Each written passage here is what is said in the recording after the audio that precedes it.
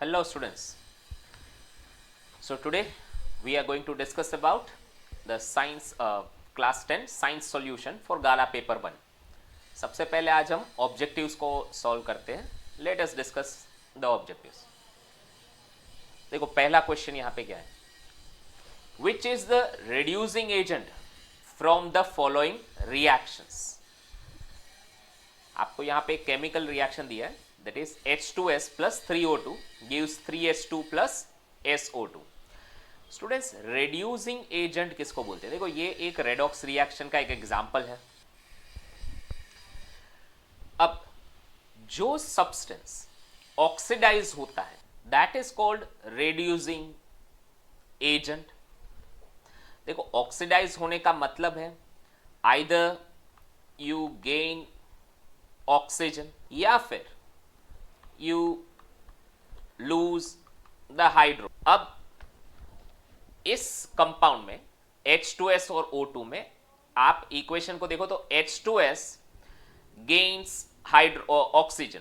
ठीक है, it means कि H2S इज गेटिंग ऑक्सीडाइज. ठीक है, ये ऑक्सीडाइज हो रहा है यानी कि ये अदर कंपाउंड को रेड्यूस कर रहा है. So that is why H2S is known as reducing agent. तो हमारा यहां पे करेक्ट आंसर आएगा ऑप्शन बी. ठीक है, करेक्ट रेड्यूसिंग एजेंट क्या होगा? H2S. वैसे अगर आपको ये क्वेश्चन आता कि व्हाट इज ऑक्सीडाइजिंग एजेंट तो करेक्ट आंसर क्या होगा? Oxidising agent is here O2. ठीक है, ये ऑक्सीडाइजिंग एजेंट है बिकॉज ये सेकेंड कंपाउंड को ऑक्सीडाइज कर रहा है. So that was the first answer. Let us see the second one. Which functional group is attached with the hydrocarbon in the soap? तो यहां पे करेक्ट आंसर होगा option B, COONA. So that is the correct functional group attached with the hydrocarbon of soap. देखो soap के molecules क्या है? They are the sodium और potassium salt of carboxylic acid. जो कार्बोक्सिलिक एसिड होता है उसके लॉन्ग चेन के साथ आप यहां पे COO माइनस और Na प्लस, ये सोडियम सोल्ट हो गया. ठीक है, या फिर पोटेशियम सोल्ट आप यूज करो के. तो सोडियम या पोटेशियम सोल्ट अगर लॉन्ग चेन कार्बोक्सिलिक एसिड के साथ अटैच होते, ये हाइड्रोकार्बन पार्ट है. ठीक है, जिसको आप टेल पार्ट कहते हो, तो ये सोप मॉलिक्यूल होता है. अगर आपको यहां पूछा जाता कि डिटर्जेंट कौन सा है, तो देखो डिटर्जेंट में क्लास जनरली एमोनियम या सल्फोनेट सॉल्ट्स आते हैं long chain of carboxylic acid के साथ. सो यू कैन से कि अगर ये हाइड्रोकार्बन पार्ट है लॉन्ग चेन का तो आप उसके साथ सल्फोनेट सॉल्ट यानी कि SO3 माइनस और Na प्लस अगर ये अटैच करें, या फिर इफ वी अटैच से N plus and CH3 TriCl minus, ये मॉलिक्यूल्स डिटर्जेंट के मॉलिक्यूल्स होते हैं. ठीक है, so these are the molecules of detergent. तो अगर आपको डिटर्जेंट का यहां पे क्वेश्चन होता तो ऑप्शन ए आंसर आता. वैसे फिलहाल यहां पे पूछा है सोप का कौन सा इसमें से फंक्शनल ग्रुप है, तो हमारा करेक्ट आंसर आएगा option B, COONA. Next class, which of the following living organism can live without oxygen?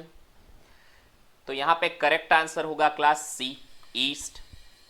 आपने ये टॉपिक में स्टडी किया है कि फर्मेंटेशन प्रोसेस में हम किसका यूज करते हैं. फर्मेंटेशन यानी क्या होता है? जिसमें ऐसे ऑर्गेनिजम्स का हम लोग देखते हैं जो बिना ऑक्सीजन के रेस्पायर करते हैं. ठीक है, and they produce carbon dioxide. तो yeast is one of them. आप ब्रेड के लिए या वाइन प्रोड्यूस करने के लिए फर्मेंटेशन में हम लोग ईस्ट का यूज करते हैं. ठीक है, so these are the organisms which can live without oxygen. Fourth one, what is the main component of biogas? तो स्टूडेंट करेक्ट आंसर होगा मीथेन गैस. ठीक है, मीथेन गैस जो है वो बायोगैस का मेन कंपोनेंट है. ब्यूटेन किसका मेन कंपोनेंट है? LPG का, लिक्विफाइड पेट्रोलियम गैस, जो हमारे घर पे सिलेंडर्स आते हैं. ठीक है, उसका मेन कंपोनेंट ब्यूटेन होता है। तो यहां पे वैसे बायोगैस का पूछा था, तो उसका करेक्ट आंसर मीथेन होगा। इसका केमिकल फॉर्मूला CH4 आता है। Now fifth question, which image can not B obtained by a concave mirror. तो कॉनकेव मिरर से इनमें से कौन सा इमेज फॉर्म नहीं हो सकता? तो class option D is the correct answer. Virtual and smaller image concave से फॉर्म नहीं हो सकता। देखो कॉनकेव मिरर में आपने अलग अलग पोजीशंस देखी होगी कि आप यहाँ पे पोल, फोकस, ये सेंटर ऑफ कर्वेचर, तो आप अलग अलग पोजीशंस पे ऑब्जेक्ट को रखते हो, इन्फिनिटी पे रखते हो, बियॉन्ड सी रखो, एट सी रखो, सभी केस में रियल इमेज ही फॉर्म होती है। कॉनकेव के केस में वर्चुअल इमेज कब फॉर्म होती है? जब आप ऑब्जेक्ट को बिटवीन पोल एंड फोकस रखो। अब अगर पोल एंड फोकस के बीच में रखा तो आपका वर्चुअल इमेज मिरर के पीछे जो फॉर्म होता था वो एनलार्ज्ड होता है, वो कभी भी स्मॉलर तो होता नहीं है। तो यहां पे क्वेश्चन ये था कि which image can not be obtain, कौन सी इमेज ऑब्टेन नहीं हो सकती? तो वर्चुअल इमेज एंड स्मॉलर वो ऑब्टेन नहीं हो सकता है। ठीक है, इसमें वर्चुअल इमेज एक ही केस में ऑब्टेन होता है पर वो एनलार्ज्ड होता है, सो स्मॉलर नहीं हो सकता। ये वर्चुअल एंड स्मॉलर सिर्फ कौन से केस में ऑब्टेन होती है? It is only in case of convex mirror. Convex mirror के केस में आपकी जो इमेज बनेगी वो हमेशा वर्चुअल एंड स्मॉलर होती है। ठीक है, सो कॉनकेव के केस में तो ये नहीं फॉर्म करेगा। नेक्स्ट वन में, where is the image of an object formed in the human eye. देखो ह्यूमन आई में इमेज कहां बनती है? तो हमारी इमेज रेटिना पे बनती है, right? Here the image is formed, so that is why correct answer is option B on the retina. Next one, C2H4 is a dash type of hydrocarbon compound. तो इसका करेक्ट आंसर आएगा it is unsaturated type of hydrocarbon compounds. ठीक है, यहां पे unsaturated आएगा। Now why is it so? देखो इसका रीजन है, आपने 3 टाइप इसमें पढ़े थे, आल्केन, आल्कीन कंपाउंड एंड आल्काइन।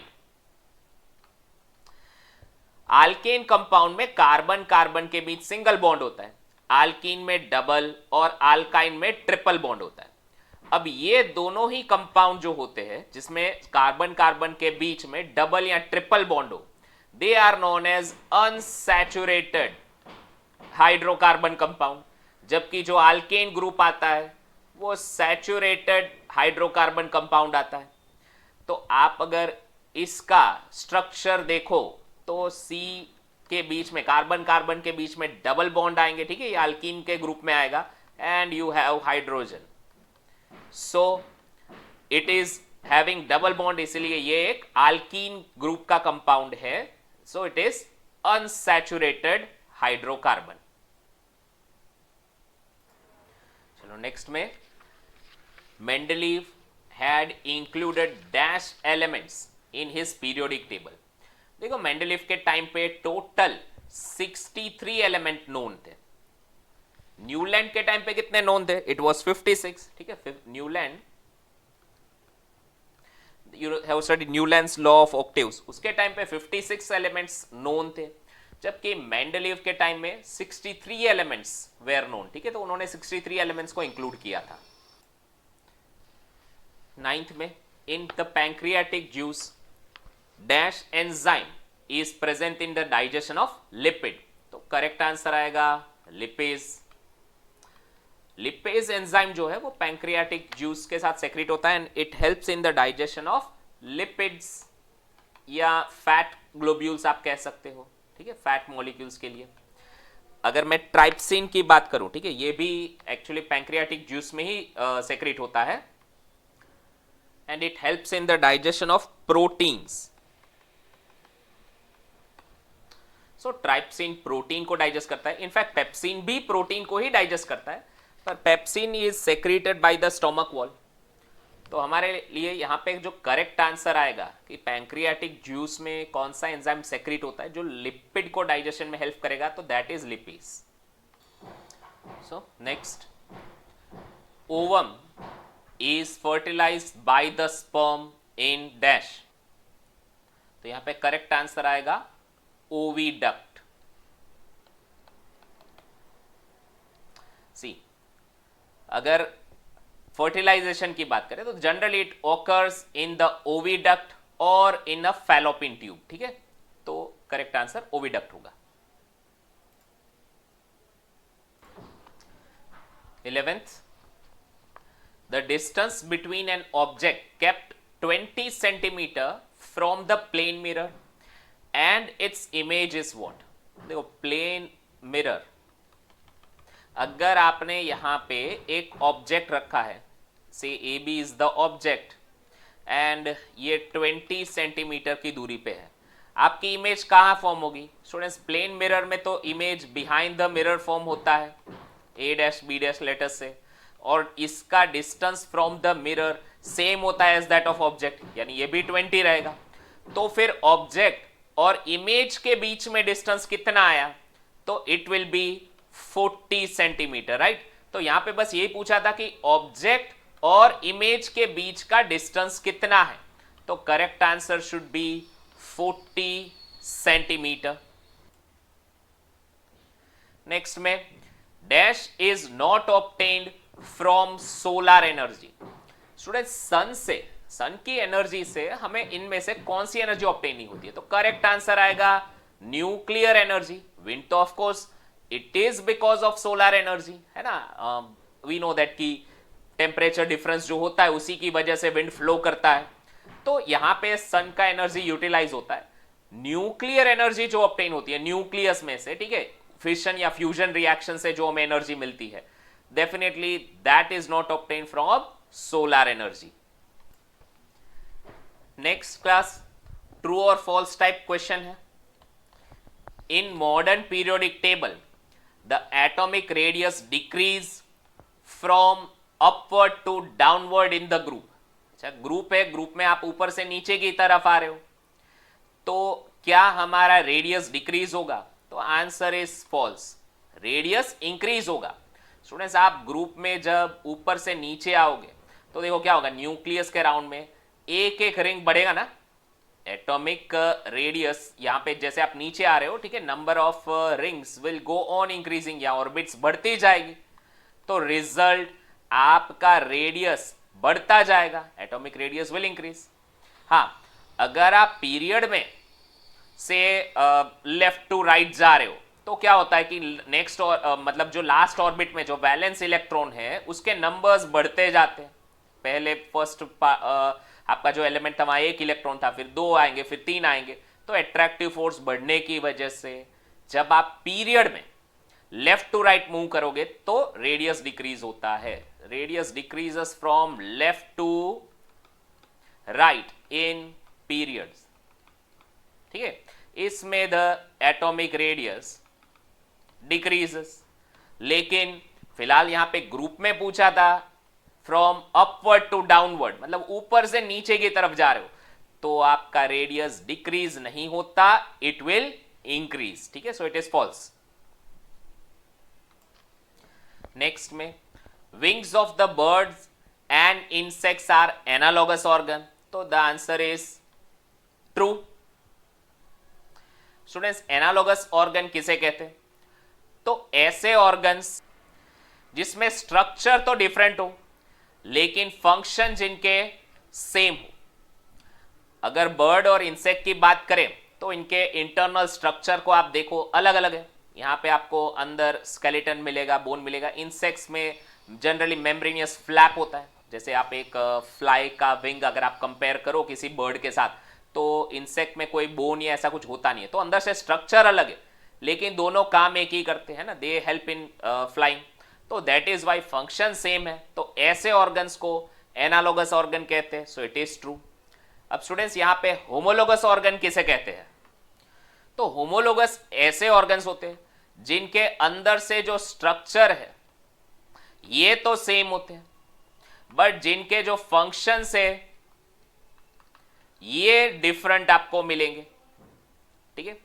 ऐसे ऑर्गन्स होमोलोगस होंगे, जैसे ह्यूमन आर्म और बर्ड के एग्जाम्पल, बर्ड के विंग्स का एग्जाम्पल ले लो, अंदर दोनों में स्केलेटन ऑलमोस्ट सिमिलर मिलेगा, लेकिन फंक्शन दोनों का अलग हुआ तो वो होमोलोगस ऑर्गन है।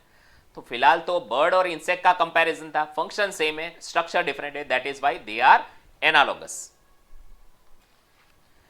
Next, according to new Cartesian symbol system the object distance u is taken negative। तो यहां पे आंसर इज ट्रू। देखो आप लोगों ने कार्टेशियन कोऑर्डिनेट में साइन के लिए क्या पढ़ा है कि लेफ्ट हैंड साइड जो भी आप लोग डिस्टेंस मेजर करोगे फ्रॉम द पोल, वो डिस्टेंस आप नेगेटिव लोगे।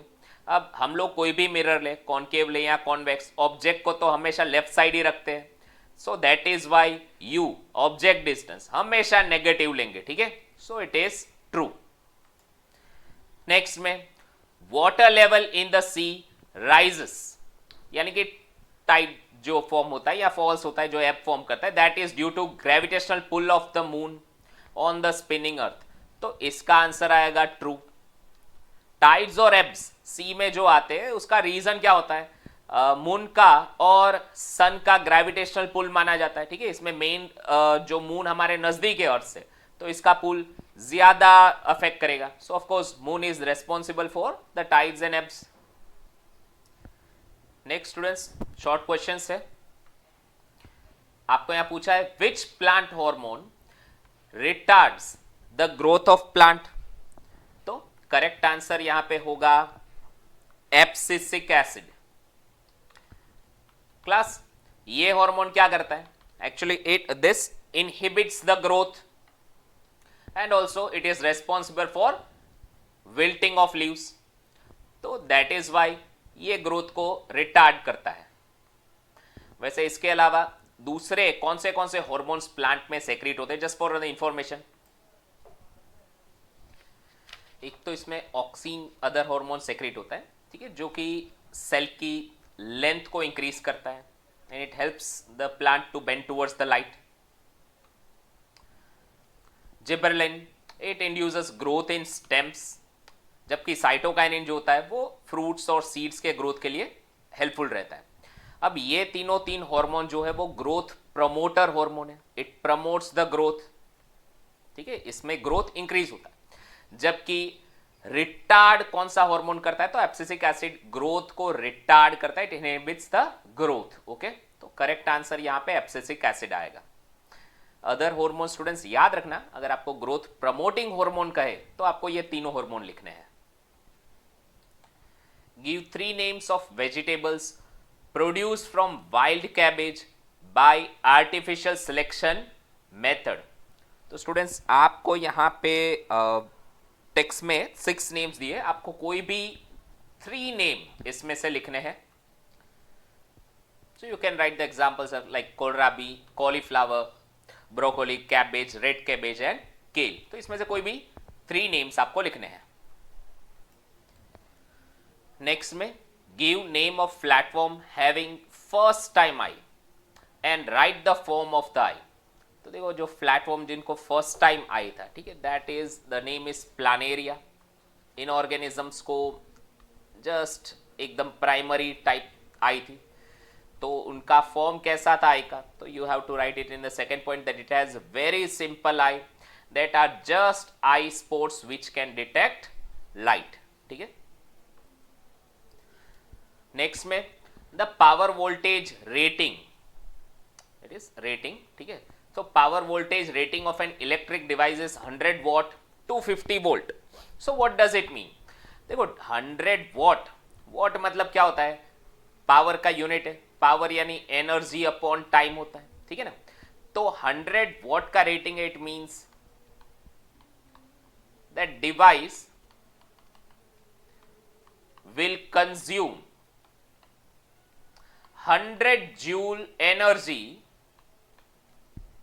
in 1 second, ठीक है, पर सेकेंड ये 100 जूल ऑफ एनर्जी कंज्यूम करेगा एंड से and it will operate at 250 volt power supply, ठीक है, पोटेंशियल जो होगा वो 250 वोल्ट का होगा, तब ये 100 जूल एनर्जी कंज्यूम करता है पर second. Write the full form of CNG. So that will be compressed natural gas. LPG का फुल फॉर्म पूछा हो तो लिक्विफाइड पेट्रोलियम गैस आएगा. नेक्स्ट में state abiotic components of ecosystem. Students abiotic यानी नॉन लिविंग कंपोनेंट्स, तो non living components में आएगा it will be atmosphere, lithosphere, hydrosphere, then even temperature, humidity, etc. तो ये सारे कंपोनेंट्स हो गए abiotic components. So class next, what is global warming? तो ग्लोबल वार्मिंग का आपको जस्ट डेफिनेशन लिखना है. Gradual increase in earth's temperature due to the greenhouse gases. ठीक है, ग्रीन हाउस गैसेस जैसे कार्बन डाइऑक्साइड हो गया, CFC और दूसरे पॉल्यूटेंट्स, इनकी वजह से जो हमारा अर्थ का टेम्परेचर इंक्रीज होता है, बस उसी को ग्लोबल वार्मिंग कहते हैं. Now last question in this section, hormone adrenaline, ये फाइट या फ्लाइट हार्मोन बोलते हैं. So it increases the heartbeat, तो ऑप्शन ए का आंसर यहाँ पे 3 आएगा. इंसुलिन, ये ब्लड शुगर को रेगुलेट करता है, तो बी के लिए answer will be 1. So that was the last question of the given section. दूसरे सेक्शंस का सॉल्यूशन नेक्स्ट वीडियो में अपलोड करूंगा class. So till then have a nice day, goodbye all of you.